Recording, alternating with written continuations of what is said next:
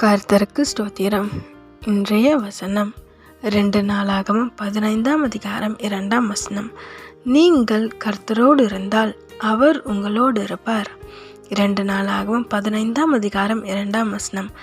நீங்கள் கர்த்தரோடு இருந்தால் அவர் உங்களோடு இருப்பார். இன்னைக்கு ஏசப்பா உங்ககிட்ட இருந்து ஒரு விஷயத்தை கேட்குறாரு.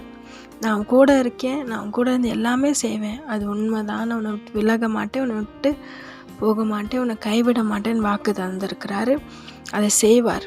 ஆனால் நீங்கள் அவருக்கு ஒன்று செய்யணும், அவர் கூடவே இருக்கணும். இங்கே வேதத்தில் அழகாக சொல்லுது, நம்ம கருத்து இருந்தால் அவர் நம்ம கூட இருப்பாராம். நீங்கள் இருக்கிறீங்களா? உங்களுக்கும் ஏசப்பாக்கும் இருக்க உறவு எப்படி இருக்குது யோசிச்சு பாருங்கள். நான் தினமும் இன்றைய வசனம் கேட்குறேன், இந்த ப்ரேயர் பார்க்குறேன், அந்த ப்ரேயர் பார்க்குறேன், எல்லாமே நல்லது தான். ஆனால் உங்களுக்கும் ஏசப்பாக்கும் தனிப்பட்ட உறவு எப்படி இருக்குது யோசிச்சு பாருங்கள். அப்படி அது சரியில்லையா? இன்றைக்கி ஏசப்பா கிட்ட ஒப்பு கொடுங்க, அதை சரி செய்யுங்க. தினமும் ஜெபம் பண்ணுங்க, தனியாக தினமும் பைபிள் வாசிங்க, அவர் கூட பேசுங்க, அவர் உங்கள் கூட பேசுவார்.